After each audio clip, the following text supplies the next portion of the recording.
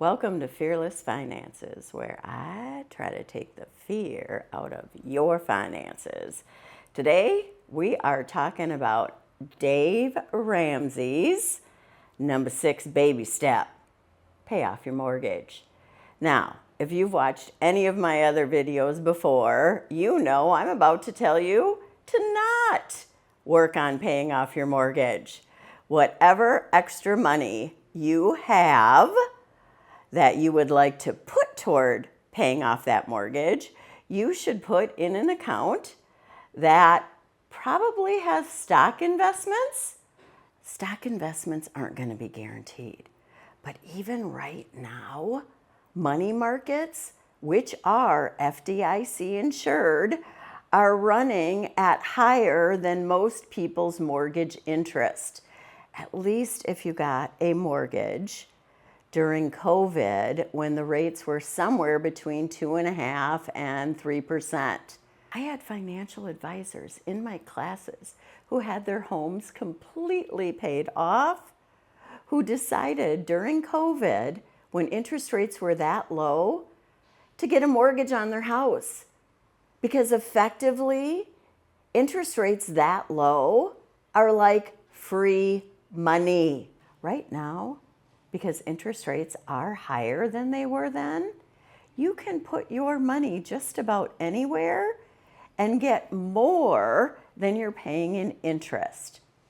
And in today's session, I'm going to use my very own mortgage, which isn't even at 2.5 or 3, it's at 4, to illustrate why you are going to want to save that money somewhere else and not follow Dave Ramsey's advice and pay off your mortgage early.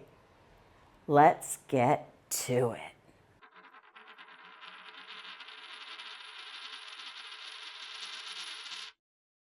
I bought my home in July 2019, and at that stage, interest rates were at 4%. I still have that mortgage today. I thought about refinancing it when the mortgage rates went a little bit lower, but at that stage I wasn't quite sure if I would stay in my home more than 2 years. And to pay the closing costs and the difference in interest, I would have had to stay there more than the 2 years to make that up, so I decided not to.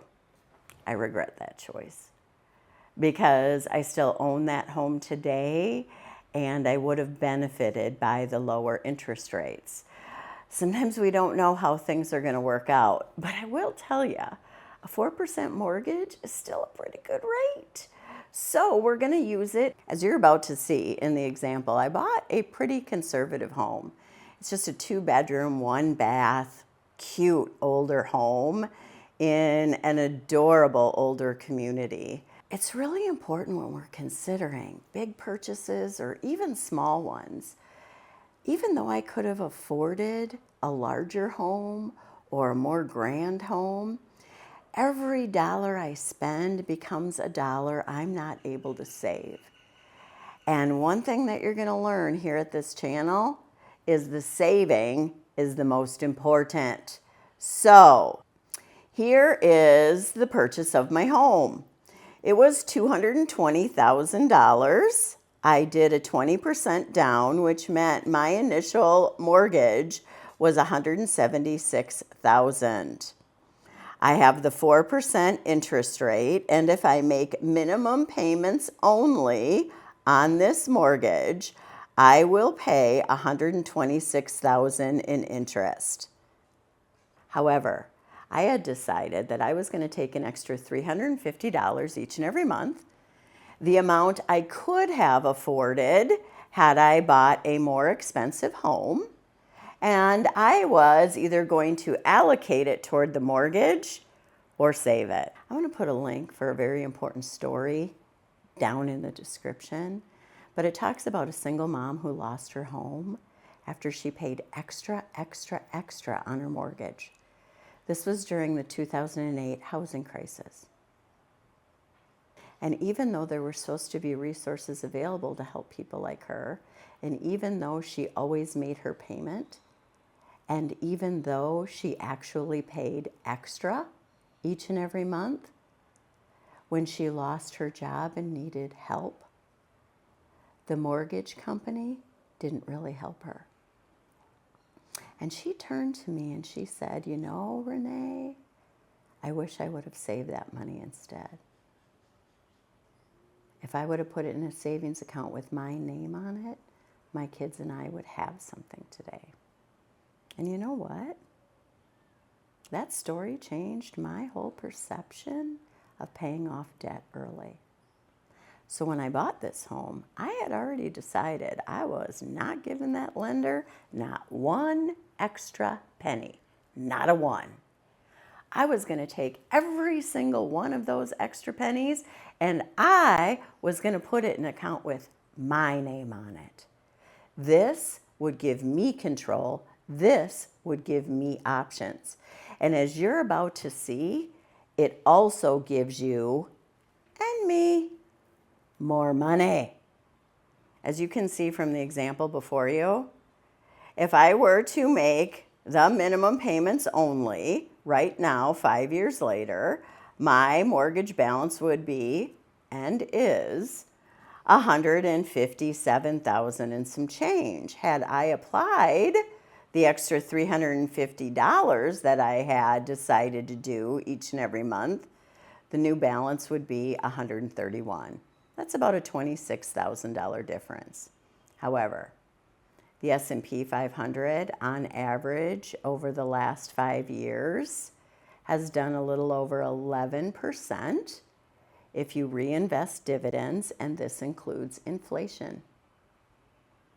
Since that's where I put the $350 each and every month instead, you'll see that my investment amount is now a little over $27,000. These two numbers are basically the same. It's not like I've saved a whole ton extra money so far, but I want to take this out a little bit further. You see, if I continue to pay the $350 each and every month toward the mortgage, I will then have it paid off by August 2036, and I will have saved $67,000 in interest. However, if I continue to put that $350 in the S&P 500, like I've been doing, and I do it all the way through the full 17 years, that account's going to be valued at closer to $200,000. $200,000. That's including inflation in the mix. I think it's also important to note that even if you think this 11% that I'm giving you is maybe a little high, even though the S&P 500 historically over the long term has done about 10.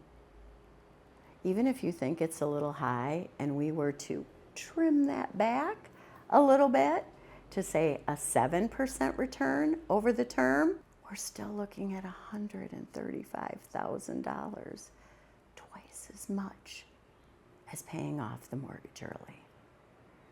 And I want you to consider this.